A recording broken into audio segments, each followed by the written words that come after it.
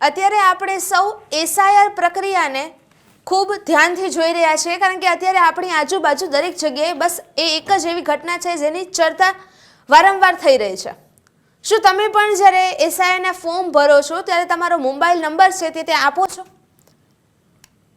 તમે જ્યારે કોઈ મોબાઈલ નંબર તમારો કોઈને આપો છો એસઆઈઆરની પ્રક્રિયા માટે, તે આપવામાં કોઈ સમસ્યા નથી, પરંતુ તમે એક વાતનું ખાસ ધ્યાન રાખજો કે ક્યાંયથી તમને ફોન આવે છે કે તમારા એસઆઈઆર માટે તમારે મોબાઈલ નંબર પર આવેલો જે ઓટીપી છે તે અમને શેર કરવાનો છે કે જેથી અમે આગળની પ્રક્રિયા છે તે કન્ટિન્યુ કરી શકે. તો તમે કહેજો કે હું ઓફિસે જઈને ડાયરેક્ટ જે બીએલઓ છે તેમને દરેક જાણકારી છે તે આપી દઈશ અને ત્યાં જ તમે ફોન છે તે કટ કરી લેજો, કારણ કે તમારા માટે આ ફોન કોલમાં વધુ વાત કરવી એ ફાયદાકારક નથી, નુકસાનકારક છે. અને જો તમે જ્યારે ઓટીપી આપવાની ના પાડો છો ત્યારે તે તમને એવું કહે છે અને ચોક્કસ પ્રકારે કહેશે જ, તે ધમકી આપશે એક પ્રકારની કે જો તમે અમને ઓટીપી નહીં આપો તો જે પોલીસ છે તે મતદાર તમારા જે લિસ્ટ છે તેમાંથી તમારું નામ છે તે કમી કરી દેશે અને તમે બીજી વખત ક્યારેય પણ મતદાન નહીં કરી શકો. પરંતુ તમારે કોઈને પણ ઓટીપી આપવાનું નથી. તમારે કોઈ એક વ્યક્તિને પણ ફોન કોલમાં ઓટીપી કે તેઓ કોઈ લિંક મોકલે છે તેના પર ક્લિક કરીને ઓનલાઈન ફોર્મ ભરવાનું નથી, એ પણ ખાસ ધ્યાન રાખજો. એસઆઈઆરના ફોર્મ ભરતી વખતે અત્યારે ખૂબ મોટા સ્કેમ ચાલી રહ્યા છે, કારણ કે એસઆઈઆરની પ્રક્રિયા છે એ તો ઘણા વર્ષો પછી ફરી લાગુ થઈ છે. ઘણી કન્ફ્યુઝિંગ વાળી અને એવી આ મેટર છે અને આ મેટરમાં પણ જ્યારે લોકો છે તેઓ ફસાઈ રહ્યા છે, કારણ કે લોકોનું એવું માનવું છે કે તેમાં ફોન કોલના નંબર આપણે આપી દઈએ પછી એ લોકો પાછળથી કાર્યવાહી કરે છે. હવે એવા કયા કયા ફ્રોડ છે કે જેનાથી અત્યારના સમયમાં તમારે ખાસ બચીને રહેવું જોઈએ, એ દરેક ફ્રોડની અત્યારે આ રિપોર્ટમાં આજે વિગતે વાત કરીશું. કયા કયા એ ફ્રોડ છે, તમે એ ફ્રોડમાંથી કઈ રીતે બચી શકો છો અને આ દરેક ફ્રોડ પાછળની સાચી હકીકત શું છે. નમસ્કાર, આપ જોઈ રહ્યા છો ન્યૂઝ રૂમ ગુજરાત. આપની સાથે હું છું હિતેશ્રી.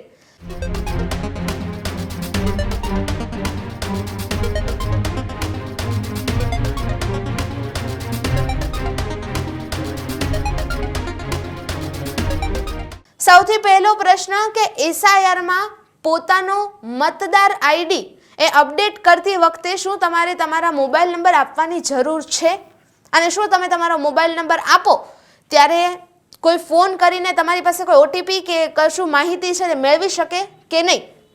તેનો જવાબ છે કે એસઆઈઆરની અપડેટ છે તે ફક્ત બૂથ લેવલ ઓફિસર એટલે કે બીએલઓ દ્વારા જ કરવામાં આવે છે.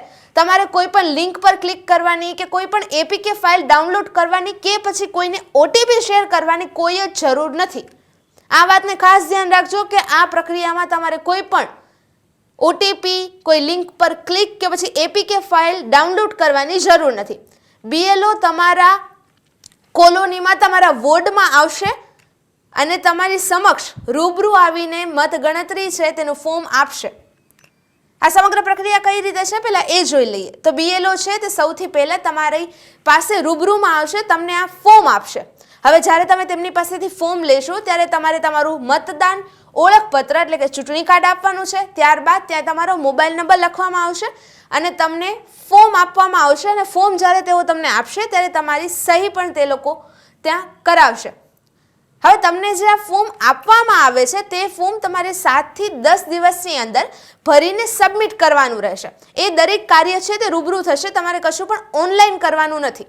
બસ આ જ એટલી પ્રક્રિયા છે કે જે એસઆઈઆરમાં થવાની છે, કારણ કે આ પ્રક્રિયા પછી તો ચકાસણી થઈને સીધું જે લિસ્ટ છે મતદારોના જે નામ છે તેનું લિસ્ટ છે તે જ બહાર પડે છે. તેમાં તમારે કોઈ કે એવી કોઈ પ્રવૃત્તિઓ કરવાની નથી, ક્યાંય તમારે ઓટીપી શેર કરવાનો નથી. બીજો મુખ્ય પ્રશ્ન એ કે શું એસઆઈઆર માટે કોઈ સત્તાવાર એવું વ્યક્તિ છે કે જે ફોન કરી શકે? તો જવાબ છે ના. તમને ક્યારેય એસઆઈઆરની પ્રક્રિયા માટે કોઈ પણ ફોન કોલ કરવામાં આવતો નથી. આ પ્રક્રિયામાં જે ઓફિસર છે, બૂથ લેવલ ઓફિસર એટલે કે બીએલઓ, એ રૂબરૂ તમારા ઘરે આવીને જ દરેક માહિતી છે તે એકઠી કરશે, કારણ કે આ સમગ્ર પ્રક્રિયામાં એવો કોઈ ઉલ્લેખ નથી અને ઉપરથી ઓફિસરોએ પણ કહ્યું છે કે એવું કોઈ ઉલ્લેખ નથી કે અમે તમને ફોન કરીને તમારી પાસે કોઈ પણ વિગત છે તે ઓનલાઈન માંગી શકે. હવે એસઆઈઆરના નામે આ જે કૌભાંડ થઈ રહ્યા છે તેના બચવા માટેના રસ્તા કયા કયા છે, તો તેનો જવાબ તમે ખાસ નોંધી લેજો કે આનાથી બચવા માટે સૌથી પહેલો અને સૌથી સરળ રસ્તો એ છે કે તમારે સતર્ક રહેવું જોઈએ. તમે સતર્ક રહેશો તો આ કોઈ પણ કૌભાંડ છે તેને જે સાયબર ક્રાઇમના જે ફ્રોડ કરનારા લોકો છે તે નહીં કરી શકે સક્સેસફુલી.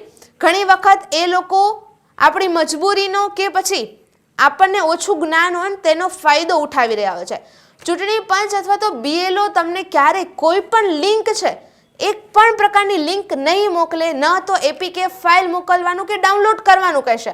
અને OTP થી તો ખાસ બચીને રહેજો, કારણ કે ક્યારેય તમને ન તો કોઈ બેંક ન તો કોઈ SIની પ્રક્રિયા માટે OTP મોકલશે અને તમને કહેશે કે તમે અમને OTP આપો. અને જો તમને એવી ધમકી મળે છે કે તમે OTP શેર નહીં કરો તો તમારું જે મતદાન યાદીમાંથી તમારું નામ નીકળી જશે, તો તમારે ત્યાં ડરવાની જરૂર નથી. તમારે માત્ર એમને એમ કહેવાનું છે કે વાંધો નહીં, હું રૂબરૂ જઈને BLO સાથે વાતચીત કરી લઈશ. તમે ડરશો તો એ લોકો ડરાવશે અને કૌભાંડો છે તે વધુ મોટું સ્વરૂપ લઈ શકે છે. અને હા, જ્યારે તમે એવી ભૂલ કરી જાઓ છો કે તમે એમને OTP શેર કરી દો છો કે પછી કોઈ લિંક પર ક્લિક કરો છો અજાણતા કે પછી કોઈ APK ફાઇલ ડાઉનલોડ કરો છો, તો અહીંયા સૌથી મોટી ભૂલ થાય છે.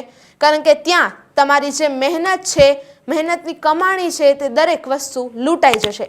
કારણ કે તમારું બેંક એકાઉન્ટ તેઓ ડાયરેક્ટલી ખાલી કરી દેશે. એટલે આ વસ્તુથી ખાસ બચીને રહેજો. અને હંમેશા ખાતરી કરો કે BLO એ તમારા વિસ્તારમાં જે નિમણૂક કર્મચારી છે તે જ હશે.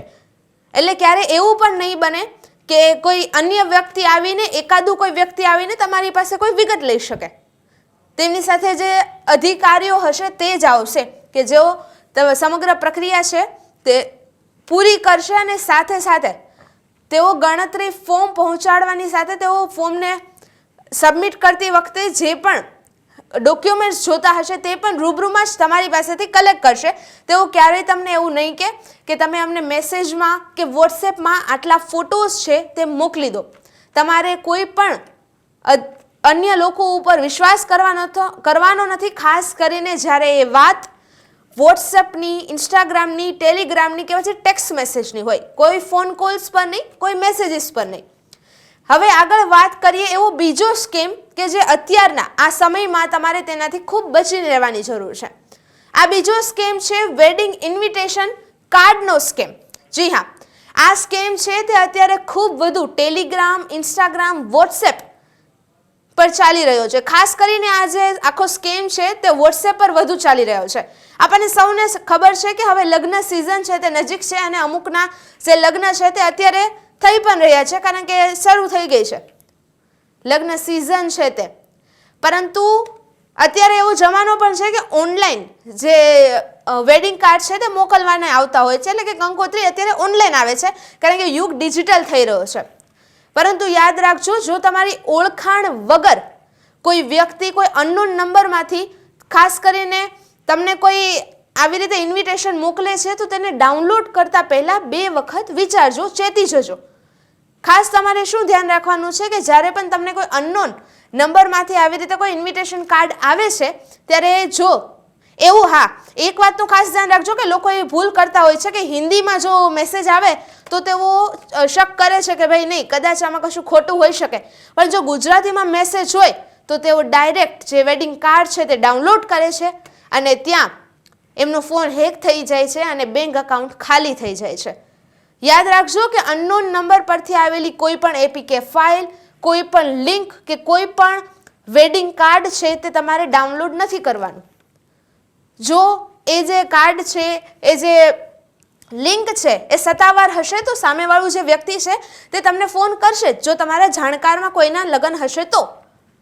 પણ અહીંયા ખાસ ધ્યાન રાખજો કે એવો ભ્રમમાં ના રહેતા કે ગુજરાતીમાં મેસેજ આવ્યો છે તો તે સત્તાવાર હશે, તેના પર વિશ્વાસ કરી શકાય. એવું નથી હોતું, કારણ કે હવે તો સાયબરના ફ્રોડ કરનારા જે લોકો છે તે પણ આપણા જે રૂટીન છે, આપણી આજુબાજુનું જે વાતાવરણ છે તેને સમજે છે.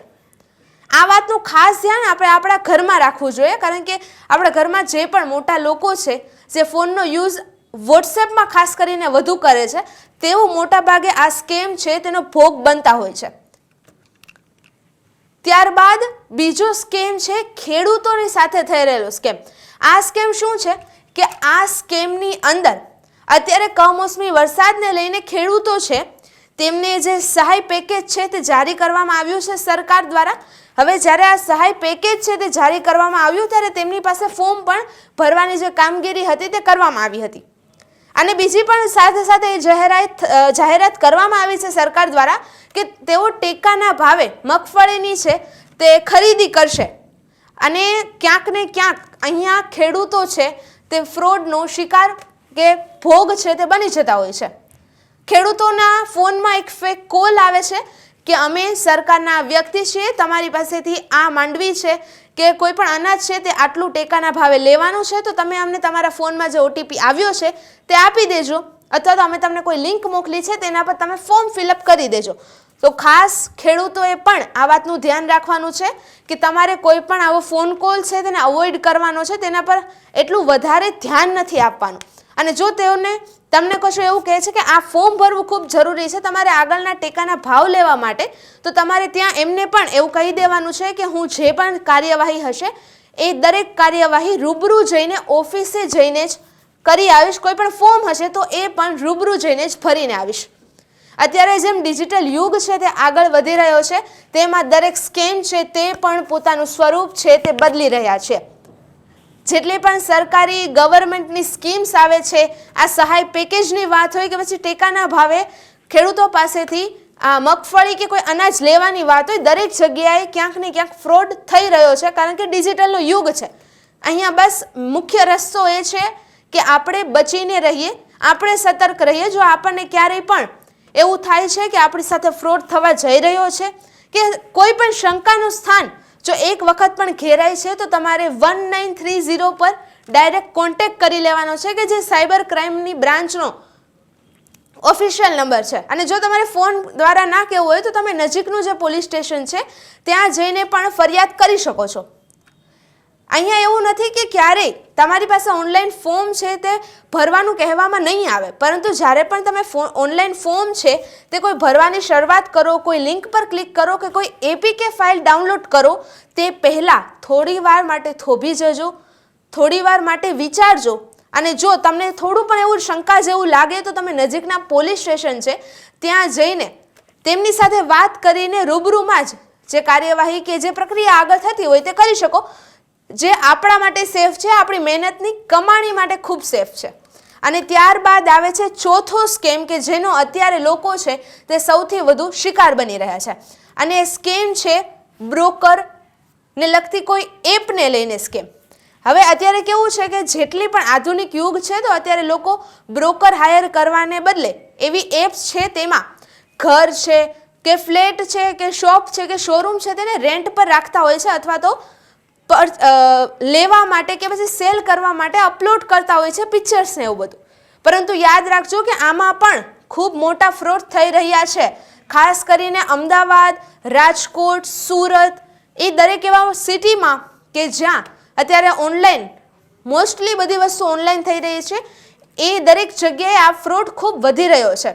તો આવી કોઈ એપ પર પણ વિશ્વાસ કરતા પહેલા તમે ચેતી જજો. જેટલું બને તેટલું રૂબરૂમાં જ આ કોઈ મોટી અમાઉન્ટ વાળું કોઈ પણ કામ છે તે રૂબરૂમાં જ પતાવો, તે તમારા માટે ખૂબ સારું છે. કારણ કે આ આપણી માટે એક સેફ સાઇડ છે કે જેથી આપણે આપણી મહેનતની જે કમાણી છે તેને બચાવી શકીએ. તો આ હતા એ મુખ્ય 4 ફ્રોડ કે જે અત્યારના સમયમાં લોકો સાથે ખૂબ વધી રહ્યા છે. કારણ કે અત્યારે વેડિંગ સિઝન પણ છે, અત્યારે એસઆઈઆરની પ્રક્રિયાઓ પણ શરૂ છે, અત્યારે ખેડૂતોના ટેકોના ભાવે જે મગફળી લેવાની કામગીરી પણ સરકાર છે તે કરી રહી છે. અને એક આ બ્રોકર એપ વાળું કે જેનો પણ અત્યારે લોકો છે તે વધુ શિકાર બની રહ્યા છે. આ દરેક જે ફ્રોડ છે તેની મુખ્ય એક કી કે જેનાથી તમે ધ્યાન રાખી શકો તે એક જ છે કે તમારે જાતે સતર્ક રહેવાનું છે. તમારા ઘરમાં જે વ્યક્તિઓ છે તેમને પણ આ વાત સમજાવવાની છે, તેમને પણ સતર્ક કરવાના છે. કારણ કે ઘણી વખત તે લોકોને ખ્યાલ નથી હોતો, પણ અજાણતા તે લોકો છે તે આમાં ભોગ બની જતા હોય છે આવા કોઈ સાયબર ફ્રોડનો. અને ખાસ જો તમારી સાથે આવો કોઈ ફ્રોડ થાય છે તો તમારે ડરવાની જરૂર નથી, કારણ કે તમારે સીધું નજીકનું જે પોલીસ સ્ટેશન છે ત્યાં જઈને ફરિયાદ કરી દેવાની છે. અને જે લોકોને એવું હોય કે અમારી સાથે જે ફ્રોડ થયો છે તે દરેક મીડિયામાં, દરેક ન્યૂઝ ચેનલમાં કે બહાર આવી જશે, તો એવું નથી હોતું. જે સાયબર ક્રાઇમવાળા કે પછી જે પણ પોલીસ સ્ટેશન છે, જો તમે એમને એમ કહો કે અમારી સાથે જે આ ફ્રોડ થયો છે તેને તમે ગુપ્ત રાખો, બહાર શેર ના કરો કોઈ સાથે, તો પોલીસ તમને એ પણ ફેવર છે તે કરતી હોય છે. એટલે તમારે ડરવાની બિલકુલ જરૂર નથી. જે પણ થાય તેની આગળ તમે જે પગલાં છે તે લઈ શકો છો. તો આજના રિપોર્ટમાં આપણે સમગ્ર માહિતી મેળવી કે તમારે એસઆઈઆરમાં કઈ પ્રકારનું ધ્યાન રાખવાનું છે અને દરેક ફ્રોડથી કઈ રીતે બચવાનું છે. હવે આ સમગ્ર મુદ્દા ઉપર આપનું શું કહેવું છે તે તમે અમને અમારા સોશિયલ મીડિયા પ્લેટફોર્મ પર જણાવજો. આજના રિપોર્ટમાં બસ આટલું જ. હું તમને ફરી મળીશ નવા રિપોર્ટ સાથે. ત્યાં સુધી તમે જોતા રહો ન્યૂઝ રૂમ ગુજરાત.